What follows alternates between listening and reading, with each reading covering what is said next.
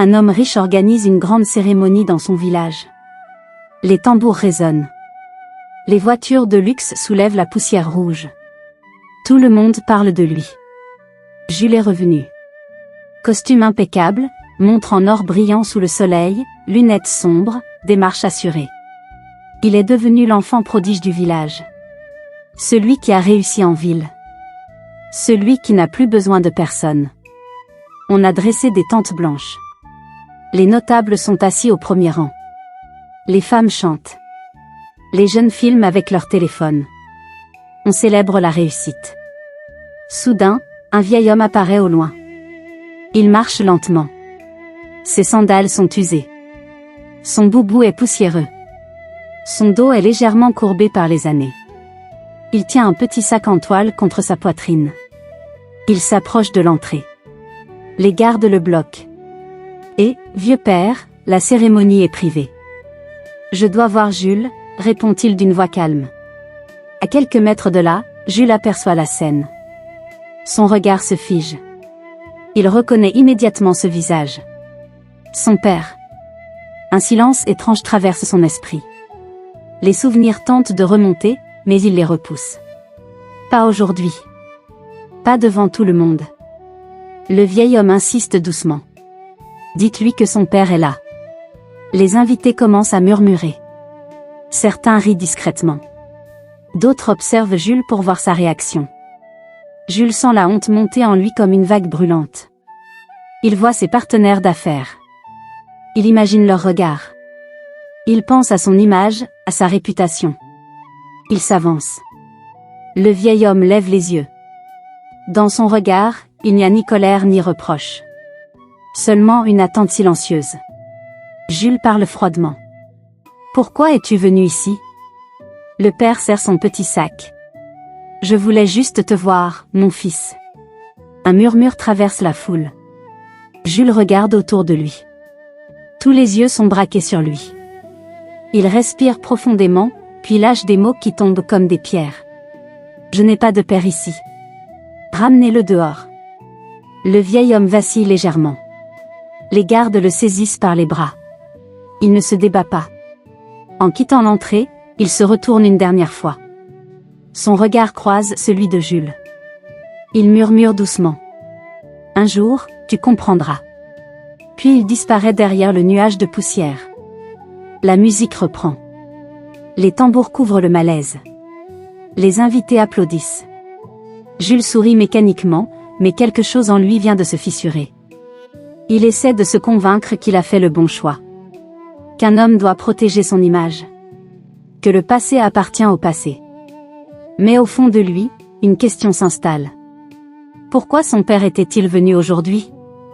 Et que contenait ce petit sac qu'il serrait si fort contre son cœur? Jules ne le sait pas encore. Mais cette décision, prise devant tout le village, vient d'ouvrir une porte qu'il ne pourra plus refermer. Il a juré qu'il ne remettrait plus jamais les pieds dans la boue rouge de son passé. Et pourtant, le passé, lui, n'a jamais cessé de marcher derrière lui. À la ville, Jules était un autre homme. Costume sur mesure. Bureau vitré au dernier étage. Téléphone dernier modèle posé sur une table en marbre. On l'appelait Monsieur Jules. On admirait son parcours. On enviait sa réussite. Personne ne connaissait vraiment son histoire. Personne ne savait qu'il avait grandi dans une petite case en terre battue. Que son père cultivait sous le soleil brûlant pour payer ses cahiers. Que ses chaussures d'école étaient souvent trouées. Jules avait effacé tout cela. Il ne parlait jamais du village. Jamais de la pauvreté. Jamais de son père. Dans les réunions d'affaires, il inventait une version plus acceptable de son passé. Un père commerçant. Une enfance modeste mais confortable. Un parcours sans honte. Il avait compris une chose, dans ce monde-là, l'image est une monnaie. Un soir, alors qu'il sortait d'une réunion importante, son assistant entra dans son bureau avec un air hésitant. « Monsieur, il y a un vieil homme qui demande à vous voir. » Jules leva à peine les yeux. « Il a dit qui il est ? » ?»« Il dit qu'il est votre père. » Le silence tomba brutalement. Le cœur de Jules se serra. Impossible. Il ne l'avait pas prévenu. Il ne lui avait pas donné l'adresse exacte. Comment avait-il fait pour venir jusqu'ici? Dites-lui que je suis occupé. Monsieur, il attend depuis des heures. Jules sentit une tension monter en lui. Il se leva brusquement et se dirigea vers l'entrée. Et là, dans le hall lumineux et élégant, assis sur un fauteuil blanc immaculé, se trouvait son père. Son boubou était simple. Ses sandales poussiéreuses contrastaient avec le sol brillant. Il tenait son vieux sac en toile contre lui. Les employés chuchotaient. Les regards étaient lourds. Le père leva les yeux et sourit doucement. Jules. Ce simple mot fit remonter des années entières. Les réveils à l'aube. Les chants. Les sacrifices silencieux. Mais Jules pensa d'abord à autre chose. Les investisseurs. Les partenaires. La réputation. Pourquoi es-tu venu ici sans prévenir? Demanda-t-il sèchement. Le vieil homme baissa légèrement la tête. Je voulais juste te voir, mon fils. Et te donner quelque chose.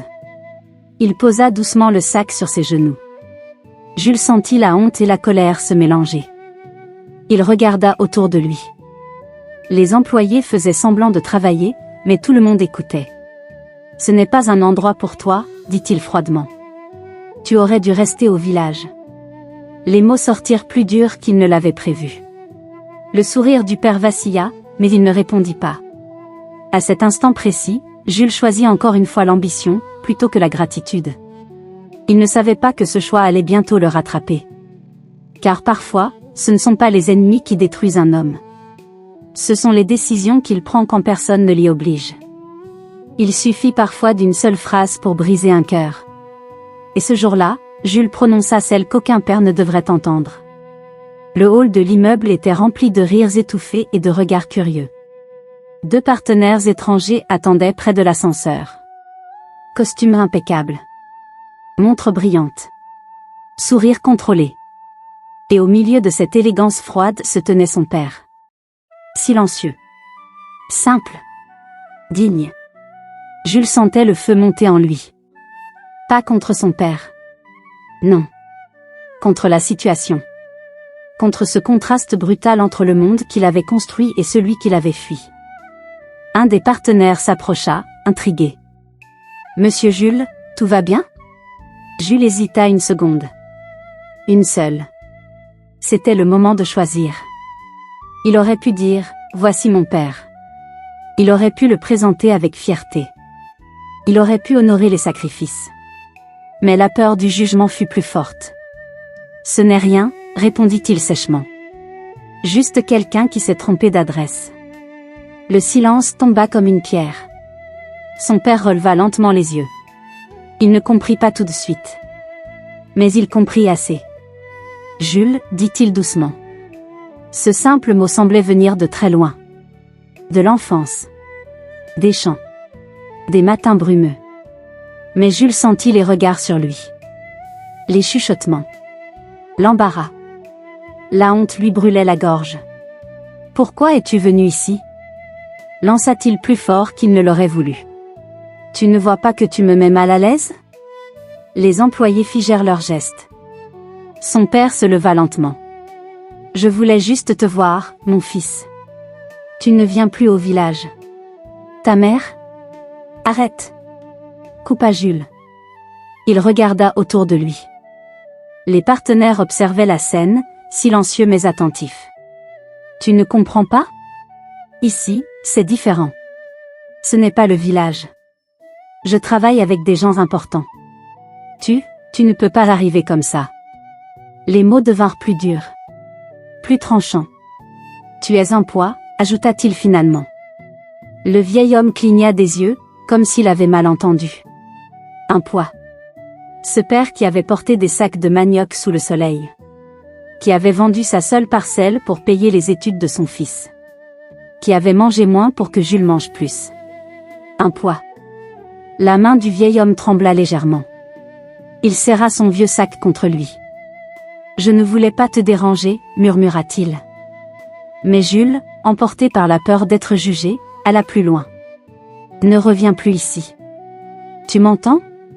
Ne reviens plus jamais sans prévenir. Les mots étaient lâchés. irréversible. Le père resta immobile quelques secondes. Puis il hocha la tête lentement. « D'accord, mon fils. Pas de colère. Pas d'insulte. Juste une tristesse calme. » Il se retourna et marcha vers la sortie. Ses sandales usées glissaient doucement sur le sol brillant. Personne ne parla. Quand la porte se referma, Jules sentit un étrange vide. Ses partenaires échangèrent un regard, puis l'un d'eux dit simplement. « Le succès est important, mais il ne remplace pas l'honneur. » Jules força un sourire. Mais au fond de lui, quelque chose venait de se fissurer. Il venait peut-être de protéger son image. Mais il venait surtout de perdre quelque chose qu'aucune richesse ne pourra jamais racheter. Le silence peut parfois parler plus fort que les cris. Et ce silence-là résonnait dans le cœur de Jules comme un avertissement qu'il refusait encore d'entendre.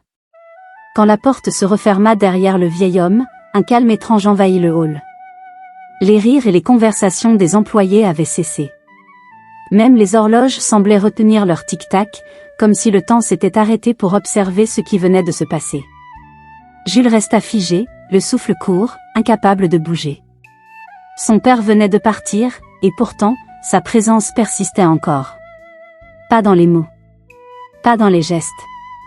Mais dans une simple enveloppe qu'il avait laissée sur la table basse, avant de disparaître dans le couloir désert.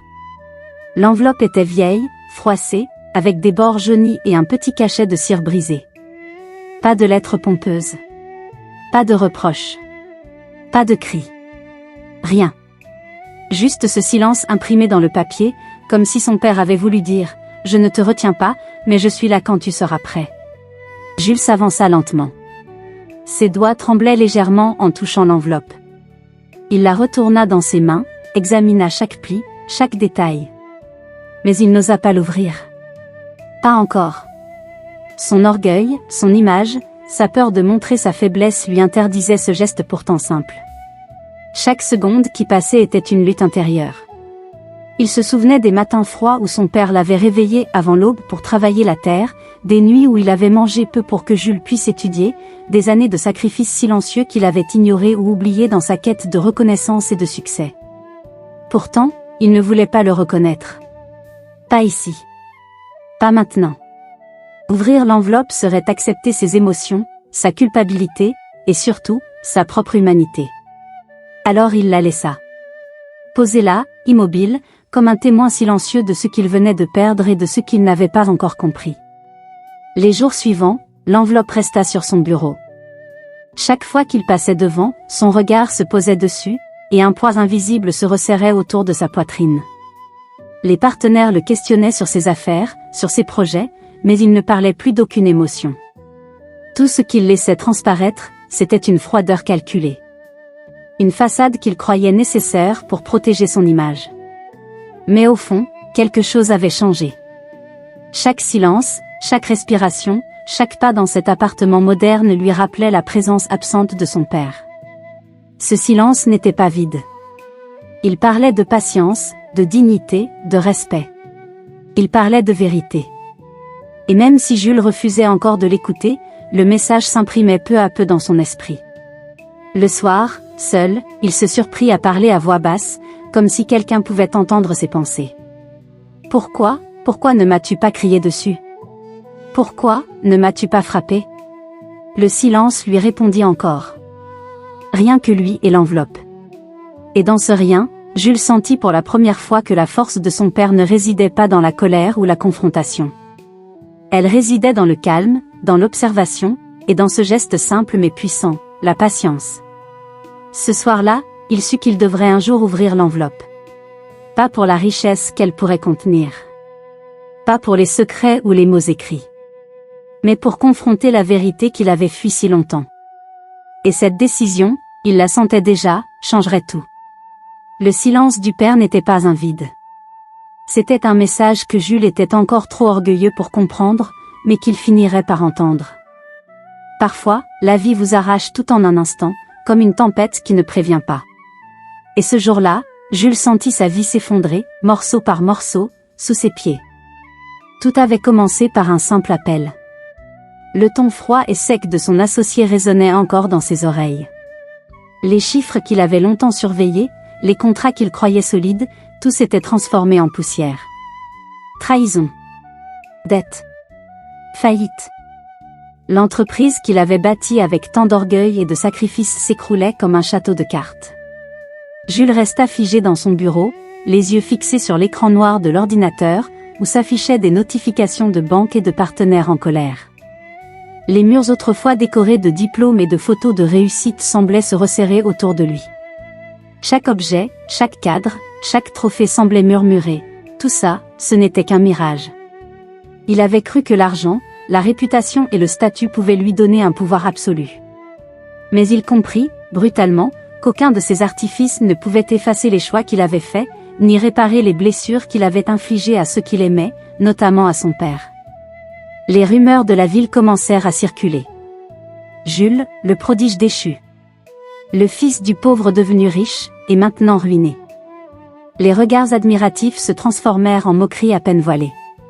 Ses amis d'autrefois, ceux qui avaient ri à ses succès, détournaient maintenant les yeux, incapables de faire face à sa chute. Dans la nuit, seul dans son appartement vide, Jules sentit le vide l'engloutir. Chaque pièce semblait résonner de ses erreurs passées. Il pensa à l'enveloppe de son père, toujours fermée, posée sur le bureau dans sa maison de village. Il avait ignoré ce geste simple mais profond, et maintenant, le silence de son père résonnait dans sa conscience comme un jugement silencieux mais implacable. Il prit une décision douloureuse. Il devait rentrer au village. La ville, avec ses lumières et ses illusions, ne lui offrait plus rien. Il descendit dans la rue, son costume froissé, ses chaussures usées, et marcha sans direction précise. Chaque pas lui rappelait la fierté qu'il avait perdue, et chaque regard qu'il croisait semblait peser sur son âme. Le voyage de retour fut long, silencieux, presque pénible. Il traversa des champs et des chemins qu'il avait autrefois fuis avec ambition, et maintenant il revenait, seul, humble, démuni. Les souvenirs de son père, de la terre, des valeurs simples mais essentielles qu'il avait rejetées, le frappaient comme des éclairs. Quand il aperçut enfin les premières maisons de son village, un mélange étrange de peur et de soulagement le traversa. Il n'était plus l'homme arrogant qui avait rejeté ses racines. Il était un homme brisé, conscient de ses erreurs, mais prêt à affronter le jugement de ceux qui l'avaient ignoré. Il entra chez lui, dans la maison qu'il avait autrefois quittée avec dédain.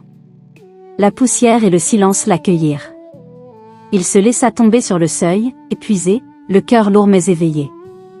La chute avait été totale, mais elle avait aussi ouvert une fenêtre inattendue, la chance de recommencer, cette fois, en vérité. Et dans ce moment de désolation, une certitude apparut, pour renaître, il devait d'abord affronter ce qu'il avait fui toute sa vie, son père, son passé, et la vérité qu'il avait trop longtemps ignorée. La chute n'était pas la fin. C'était le début d'une leçon que Jules allait apprendre à la dure.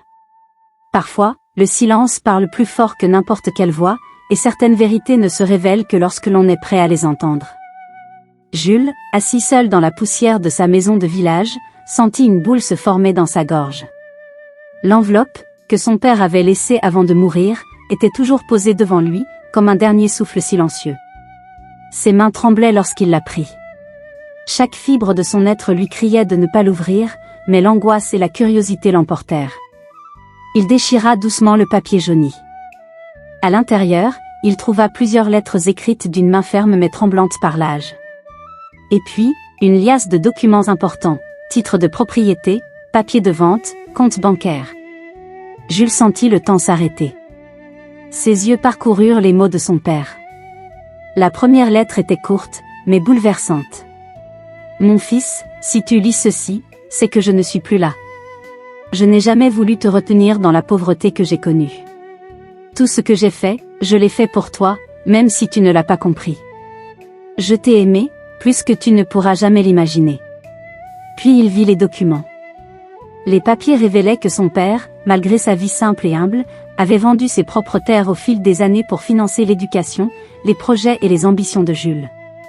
Chaque sacrifice, chaque effort silencieux, chaque privation, avait été pour lui donner une chance dans la ville, pour qu'il devienne ce qu'il rêvait d'être. Jules sentit ses jambes fléchir. Les larmes coulaient maintenant librement. L'homme qu'il avait méprisé, qu'il avait humilié devant ses amis, était celui qui avait porté tout son futur sur ses épaules. Tout le poids, toute la douleur, tout le courage de ce vieil homme était désormais devant lui, en papier et en mots. Mais il y avait autre chose. Dans le paquet, Jules trouva aussi un dernier acte de propriété, un terrain, les dernières terres de la famille, toujours au nom de Jules. C'était un symbole, un rappel, et une responsabilité, malgré tout ce qui s'était passé, il avait encore quelque chose à préserver. Il pouvait encore honorer le nom de son père, réparer ses erreurs et reconstruire sa vie en respectant ses racines. Jules resta là, immobile, la pluie fine commençant à tomber à l'extérieur. La révélation était comme un éclair dans la nuit, tout ce qu'il avait cru savoir sur sa vie, sur son père, sur lui-même, devait être réévalué. L'orgueil et la honte, la colère et la peur, tout cela paraissait désormais dérisoire face à l'amour et au sacrifice silencieux d'un père. Il se leva lentement, serra les documents contre sa poitrine.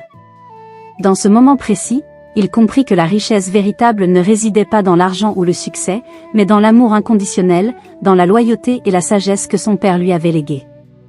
Et alors que le soleil se levait derrière les collines du village, Jules fit une promesse silencieuse, il ne laisserait plus jamais l'orgueil ou la peur obscurcir sa vision. Il honorerait le nom de son père, ses terres, et l'héritage qu'il avait tant sacrifié pour lui offrir. Ce jour-là, Jules n'avait pas seulement découvert un secret. Il avait découvert la vérité qui changerait toute sa vie à jamais. Jules comprit trop tard, richesse et prestige ne remplacent jamais les racines. Mépriser ceux qui nous ont élevés ne fait que creuser notre solitude. Le vrai succès n'est pas matériel, mais respecte et honore ceux qui ont porté nos premiers pas. Racines oubliées, le cœur s'égare. Si cette histoire t'a touché, abonne-toi pour ne rien manquer, like la vidéo pour soutenir ces récits, et laisse un commentaire pour partager ton avis ou ce que tu en as appris.